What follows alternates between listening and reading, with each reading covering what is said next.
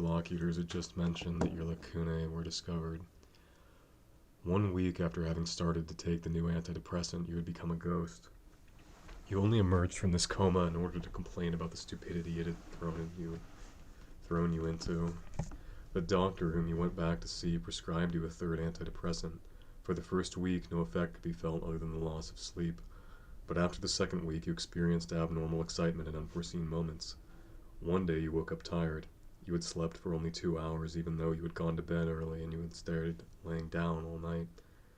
You lived in slow motion until midday, when suddenly, for no reason, euphoria followed. You spoke fast. You busied yourself with random tasks. While on the phone with your mother, you continually modified the position of groceries in the fridge, all the time looking at the rest of the kitchen with a view to the radical changes you suddenly wanted to make to its decoration. Then you briskly interrupted your conversation to go look for a shovel in the basement.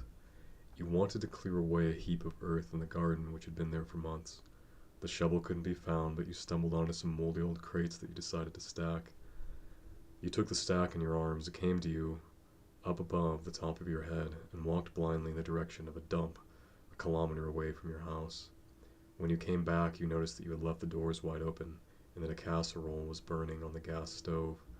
The spectacle disheartened you.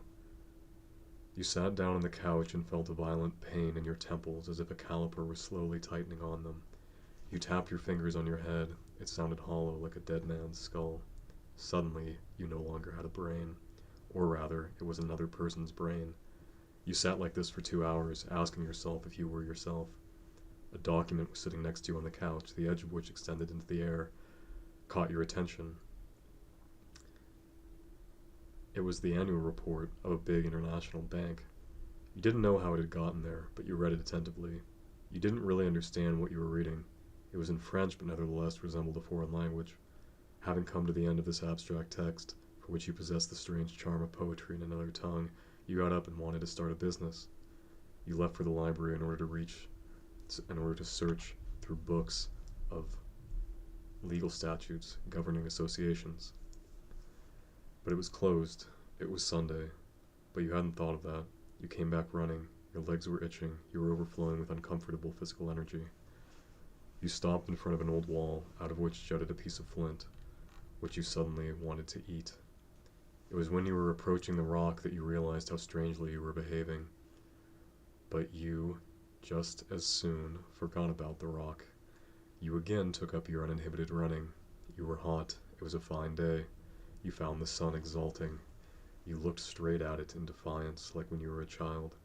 You had tears in your eyes. The slight pain pleased you. Bedazzlement transformed the street into a white monochrome through which you walked more slowly in order to appreciate its beauty. Colors returned gently, as in a cinematic special effect. This is what gave you the idea to walk in slow motion, to try out another effect on your body. You took half an hour to reach your house. You crossed the garden like a tortoise. Your wife appeared on the doorstep and began to laugh. You let out an uncontrolled, crazy laugh, which stopped suddenly and which baffled your wife. You spotted a shutter on which the paint had flaked off, and you undertook to repaint it. The darkness and smell of the junk room where you stored the paintbrushes suddenly brought you back to reality. The familiar smell made you remember your state of mind to the antidepressants. You realized how the euphoria they had created was artificial. The down periods that followed this enthusiasm were more intense than before. You had less control over yourself. The medication had taken possession of your moods. Was a little bit of fake happiness worth losing your free will? You decided to give up these chemical crutches, which either split you in two or made you stupid. But your body had become accustomed to them. You needed to make it through 2 weeks of exhaustion and various new anguishes before becoming yourself again.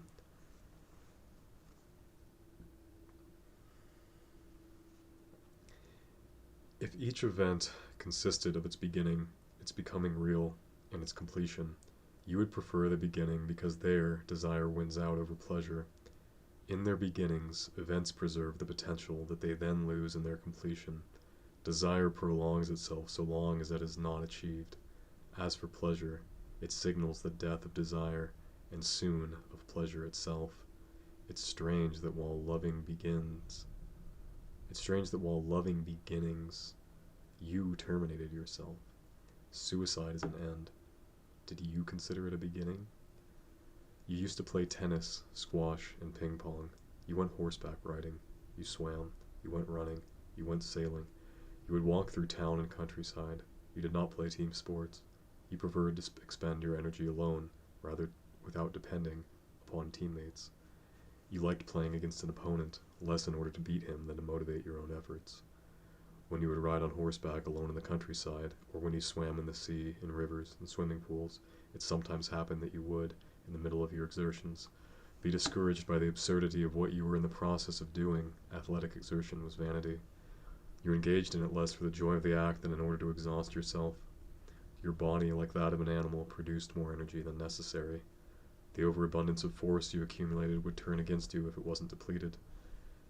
If a week went by without expending yourself, you would stamp your feet. Your muscles would be tense from the moment you woke up and wouldn't relax until nightfall. In order to measure the effects of depriving yourself in this fashion, you refrained from exercising for a month.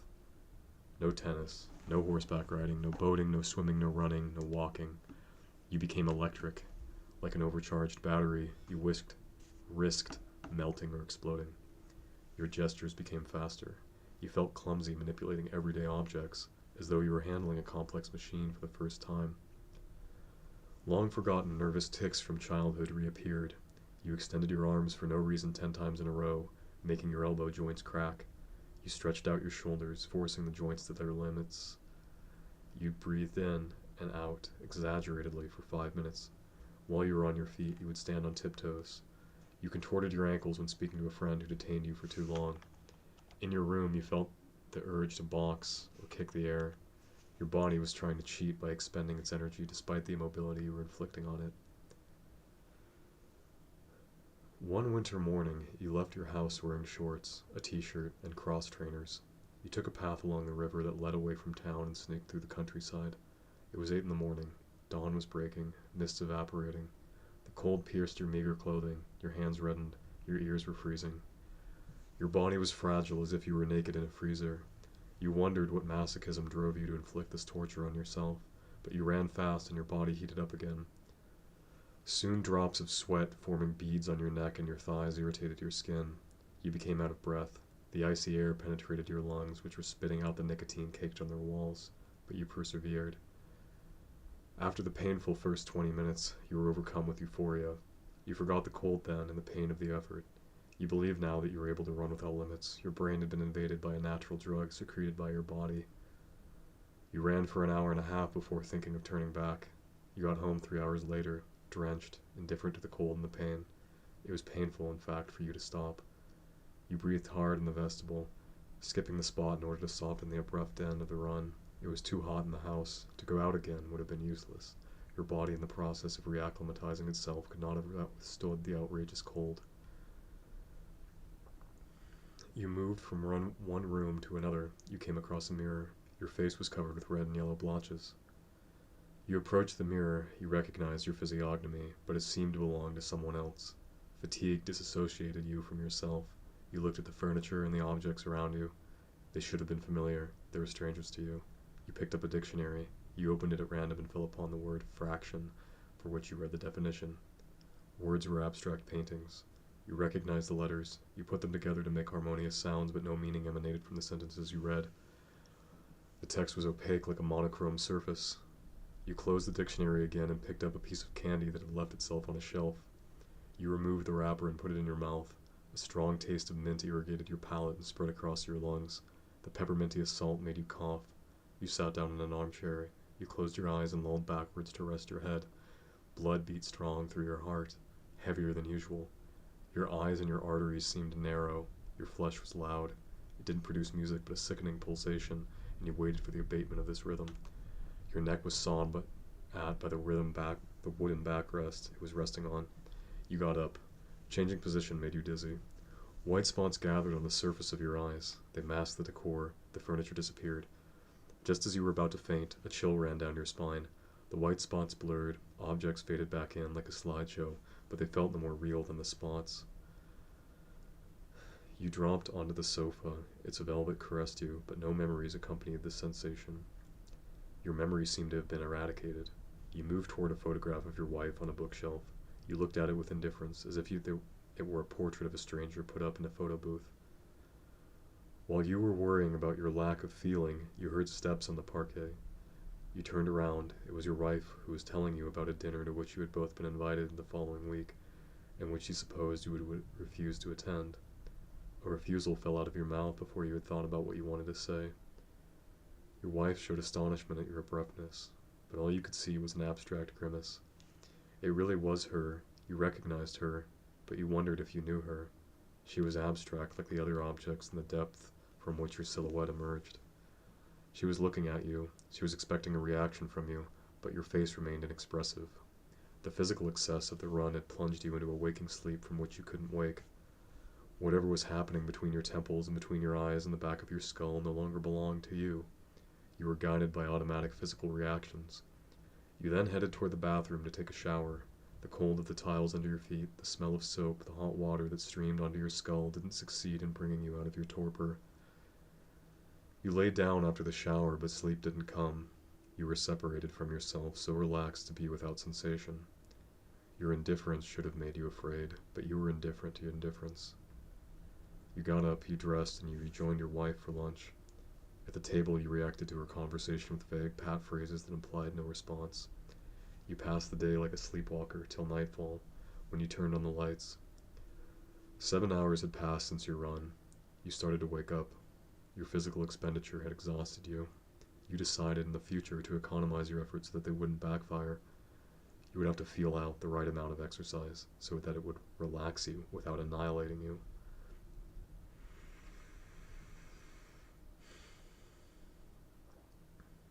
Your end was premeditated.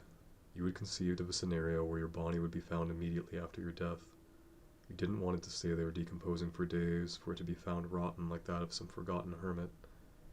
You did violence to your living body, but you didn't want it to be found in death, victim to degradations other than those that you had inflicted upon yourself.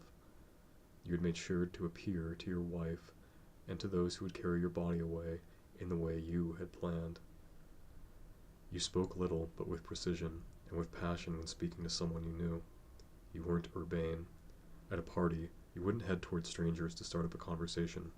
You became acquainted with new people if they spoke to you. When you knew how to speak with whomever you wanted, you preferred asking questions to make assertions. To making assertions. You could listen endlessly to someone answering your questions, or to several people speaking together on a subject that you had brought up. Not liking to speak about yourself in public, your questions allowed you to hide yourself behind the position of a listener. At night, you perceived the flow of time less. Urbane duties were put off again until the next day. No social act needed to be undertaken. There was nothing to distract you from yourself any longer. You became contemplative without guilt and without any limits beyond your fatigue. Over the course of your sleepless nights, eyes closed, time did away with itself. Thoughts and scenarios looped through your brain with the regularity of a clock. Like an adult looking at a merry-go-round designed for children, you observed the spinning of your reveries. They brought buried memories back to your consciousness, which disappeared the moment you recognized them and reappeared at the turn before disappearing anew. You watched scenes unfurl, a passive spectator as though at a film. By dint of being repeated, the actions you saw lost their meaning. You couldn't have said how long each scene lasted, nor how long you spent watching them. You wouldn't turn on the light in order to check the time, but when your day broke through the shutters, you believed you hadn't slept a moment since going to bed. Your wife affirmed to you, however, on waking, that she hadn't heard you murmur incomprehensible phrases in your sleep. You had slept without perceiving it. You confused sleep with wakefulness. You told me 2 of your dreams.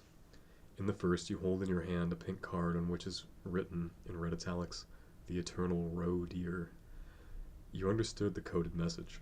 It is a wedding invitation from an old friend with whom you have been out of touch for the past 10 years. The wedding takes place that very day in Finland. A helicopter sets you down above a fjord. Below, tables are set and assembled. People greet you from afar as an important guest. You hear all their conversations distinctly and simultaneously, even though they are taking place 300 meters down below. You look again at the invitation card, which is enough to transport you to the middle of the party, where all the women are your former lovers. At 5 o'clock, the parents of the newlyweds undress and dive into the fjord. The guests follow suit. The water has a taste of sweetened gooseberry and is breathable. In this ideal amniotic liquid, you make love with your former lovers one after the other. They love each other as much as you love them. In the second dream, you try to escape an armed man who is following you through an opera over the course of a performance of Norma. You fight violently, starting up again several times, but neither of you gets the upper hand, except at the end of the performance, where your adversary manages to force you into a small room that hangs over the auditorium, and where a very unusual man who happens to meet you is waiting for you. In this room, there are computers and video screens. The man is mostly turned away from you. You don't see his face. It's not until you come closer, circling around him, that you discover, terrified, that it's not a man, but an android robot of yellow-chromed metal. It looks at you with cold eyes, shows you to your seat, and starts a video where you are seen on an operating table, confident, yawning as you fall asleep under the effects of the anesthetic. Surgical implements, in fact, instruments of torture, come down from the box, beams concealed in the ceiling. An articulated arm that has several needles on it reaches out toward your testicles, which a mechanical hand has been ligatured. You realize that in the recent past you've been kidnapped and operated upon without your knowledge. You prefer the first dream, but the pleasure you felt having the one and the unease with which you dived into the other did nothing to alter the charm of recalling them. Dream or nightmare, what did it matter if you could experience the confusion of reliving, while awake, the memory of things lived in sleep? You left one day to walk along a beach in Normandy at low tide with your brother and sister. You were barefoot, in a bathing suit. The immense stretch of sand and water resembled a desert. It was during the week, in the off-season. There was nothing to do other than to walk, to look in the sea in the distance and the houses along the coast. While you remained silent and contemplative, your thoughts tossed here and there by the rhythm of your steps, your brother and your sister talked among themselves. They told each other funny stories, invented simple games, ran laughing, jumped in pools where they tried to catch shrimp and little fish with their hands. You didn't join in their games. You thought of things unrelated to the setting in which you found yourself. This landscape was not, for you, a place to live, but a backdrop in which to float.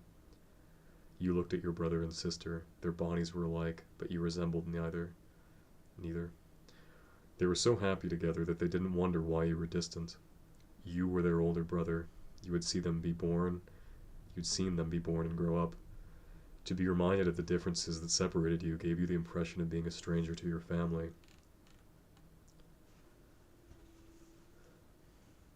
One July, when you were 17 years old, you had dinner with some friends of your mother in the garden in front of your house. The table was set in front of the big open doors of their living room, on the old slabs of stone that marked the threshold of the vegetable garden. Among the 6 guests was a psychoanalyst about 50 years old. You took it upon yourself to bring out the dishes that your mother had prepared. The kitchen was far away. You had to cross the old kitchen, the entrance, go along a hallway, and then pass through a small living room as well as the main living room in order to finally arrive at the table set in the place that you had chosen. You rarely dined there. Your mother preferred the convenience of the dining room, and she was afraid of the cold when night fell. But you liked the view of the vegetable garden. The central path divided into 3 after about 15 meters, and the side paths gave the garden the air of a nursery labyrinth. You had set down some candles on the table in anticipation of evening. When it came, you lit them and they spread a soft light over the faces of the guests. The conversation was relaxed. You tasted the simple happiness of an agreeable meal in the company of intelligent adults. You participated in their exchanges. You were encouraged in your reasoning, which was thought to be quite daring for someone of your age. The psychoanalyst applied the following phrase to someone of whom you had spoken, who would endlessly apologize to justify the mistakes he had made. That line being, "A self-excused is a self-accused." When the time for dessert came, you went to the kitchen to look for the strawberry charlotte you had spent several hours making. You served the guests one by one, ending with yourself. You reflected on what the psychoanalyst had said and delayed tasting the dessert. The guests ate it slowly, in small spoonfuls, without saying anything. No one complimented you, as you would have expected them to do, but understood why after your first spoonful. The charlotte was salty. You then said, But how could I have been such an idiot to confuse sugar with salt? The psychoanalyst retorted.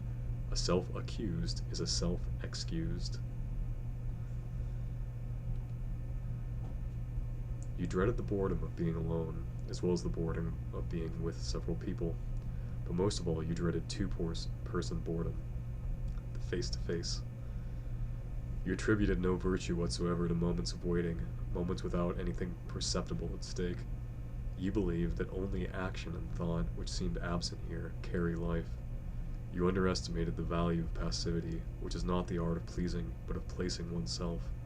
Being in the right place at the right time requires accepting long moments of boredom, passed in gray spaces. Your impatience deprived you of the art of succeeding by being bored. It was 8 in the evening when you arrived with your wife at Christoph's garden for a barbecue with friends you knew during high school. You hadn't kept up contact with anyone from that era except for him. You no longer socialized with any of the people reunited this evening, but thinking back on them the night before, you were excited by the memories that came back to you. You thought that seeing them again would reunite past years and the future prospect of seeing them in the present. There were in this big bourgeois house in the middle of town a dozen couples. The girls and boys of your adolescence had come with their companions. They were adults now, some of them were accompanied by their children. You looked at their faces and appreciated the strange impression of seeing the memories you had of them superimposed on their current faces, as in films, one body transforming into another in a few seconds. But, as you watched, today's faces didn't manage to efface the old ones imprinted in your memory. You would no doubt have needed to see these people for some time, in order for the present to replace the past, and for your mental identity files to fix upon the morphologies now in front of you. This evening, if you were speaking to a woman, you turned away for a few moments. When you looked at her for a second time, the two images became confused all over again. You spent part of the evening playing with these disturbances of perception, like dressing a doll with only 2 outfits at your disposal. But if you wanted to, you could also dismiss the old images and speak to these people as if they were new acquaintances. Whereas, on the contrary, if you concentrated on the past, the words that they pronounced would reach you as a distant murmur, a speech given by a character from a dream, in a foreign language, yet made up of familiar sounds. Christoph had prepared beef and pork, sausages and potatoes, which he had cooked on the 2 barbecues set up a few meters away from the tables covered in paper tablecloths. Plates, cutlery, and plastic cups were put at the guest's disposal. Several boxes of cheap wine, white and red, awaited drinkers next to the fruit juice and cheap sodas. Usually, this kind of crude menu would bother you, all the more so when that smoke set off and its preparation would smother the gathering if the wind blew in the wrong direction, and would leave its odor on their clothing until the next day. But this evening, nothing disturbed you, though the charm of the beautiful garden adorned with lilacs and flower was wasted on you. The rediscovery of these old acquaintances gave you so much pleasure that the scene could have unfurled anywhere. Your wife beamed with the joy of seeing you happy, she who, not knowing anyone, could not partake in the euphoria of the grand reunion. She felt herself to be an outsider to the scene, yet familiar with all the people, since they were familiar to you. You paid no attention to your happiness, up until the moment when you understood, looking at her, just how happy you were to be there. She was your mirror. Christoph came over with a plate he had prepared for you. Touched by his attention, you took it and began eating. The dishes were overcooked.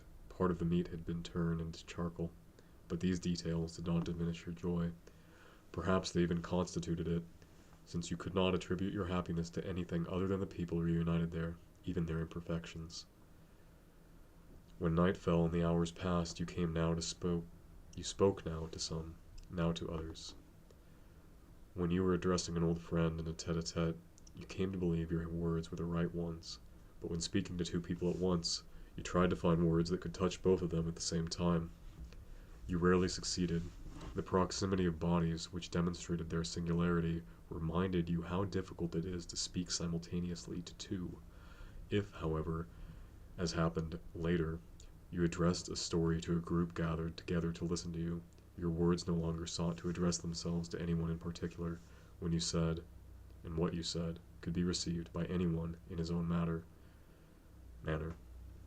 without you concerning yourself with who had understood it.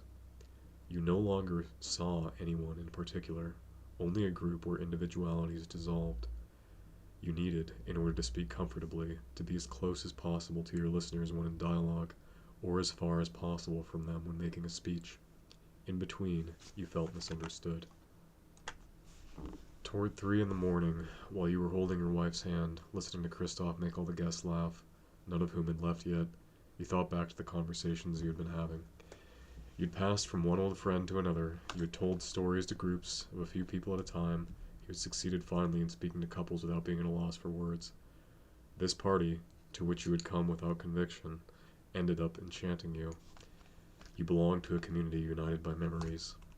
Later, none of the guests at the party believed, when they heard what happened, that you were already thinking of suicide then. You knew that some of those close to you would feel guilty at not having anticipated your choice to die, and that they would deplore their inability to help you want to live. But you thought them mistaken. None other than yourself could have given you a greater taste for life than for death. You imagined scenes in which someone tried to cheer you up, as a mother might take up her melancholy child by the hand and show it things she believes will make it happy.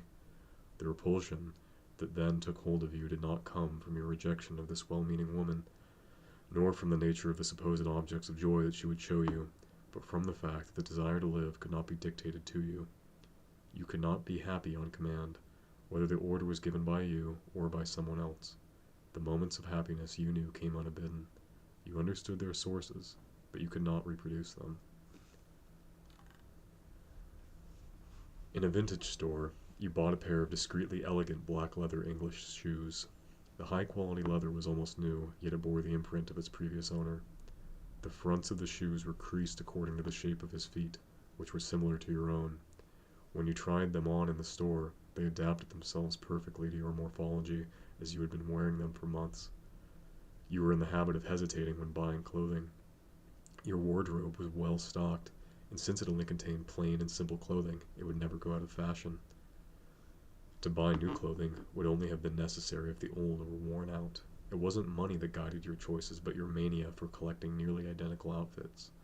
You chose, in stores, an improvised version of what you already owned in order to constitute the perfect assortment, the universal uniform, freeing you of the daily duty of choosing how to dress yourself. Even though you knew that this uniform did not exist, you continued on your quest. Despite the numerous pairs of black leather shoes you already possessed, you decided to acquire this new pair. Finding them by chance in a vintage store appeared to you to be a sign. You did not yet know of what, though you would find out soon enough. A few days later, you went to an informational meeting held by a Green Party campaigning in the general elections. You went alone, and, after the speeches, you were hanging around the buffet, inclined to converse with the militants. The environmentalists attracted you for their ideas, but you didn't believe them capable of governing wisely once elected. A couple came up to you. The man spoke of the importance of preserving regional cultures, particularly languages, in the face of globalization and the increasingly widespread use of English. You listened to this conversation, and his remarks, while responding with nods of the head, which let him believe that you agreed. His wife, by his side, remained silent, until her face suddenly collapsed. She fixed her eyes on you, dropped them, and fixed them on you anew. These backs and forth made her nervous. She left to get herself a glass of white wine. Her behavior disturbed you and plunged you deeper into silence. The man kept on speaking to you until, faced with the lack of reaction, he took his leave of you and made off towards someone else.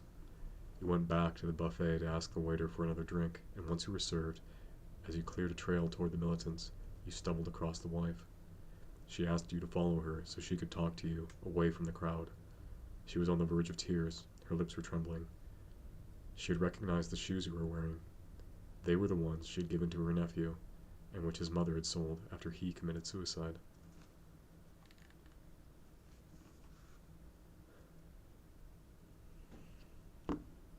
You did not have children. Your wife had asked you if you wanted any. You didn't feel ready yet, and you didn't know if you ever would be. To procreate was such an important and such a mysterious act that you did not believe yourself capable of doing it wisely. You had to accept not being able to measure up to your capacity to transmit life. You did not think that, when they conceived you, your parents were any more reasonable than you were currently. guessing at the selfishness and levity of their decision distressed you. So you came to believe that you had been less desired for what you were than for what they imagined you would be. You felt like an imposter because you knew that, though you had not disappointed them, you never resembled the dreams they had built around you. However, you did not know anything about these dreams, since you had never asked your parents to tell you about them. Why have a child? In order to prolong life and for the sake of curiosity about what your offspring might look like. You reached a point of thinking that the life you were leading was not worth prolonging. But your child would not be you. It would be itself.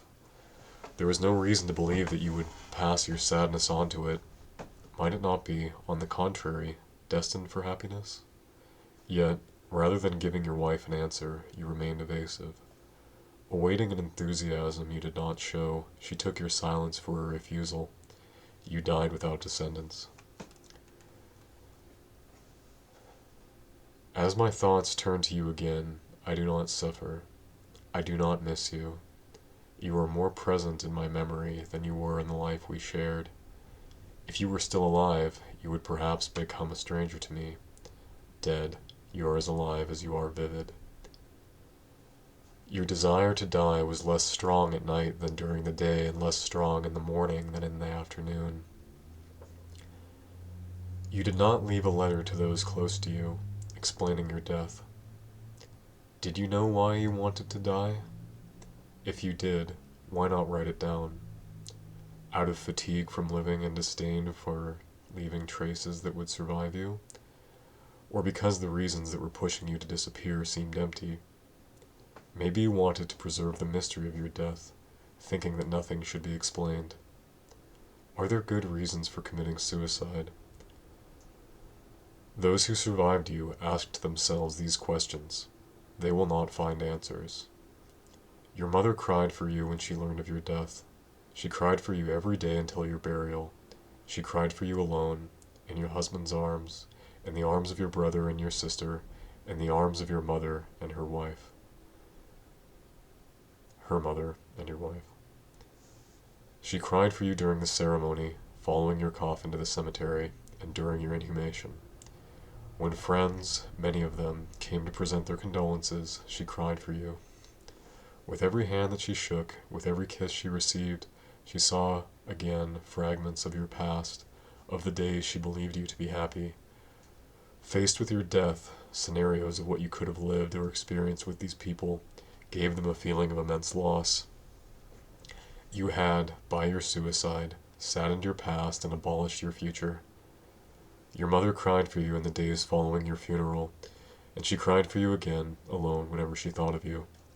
Years later, there are many, like her, whose tears flow whenever they think of you. Regrets? You had some for causing the sadness of those who cried for you, for the love they felt for you, and which you had returned.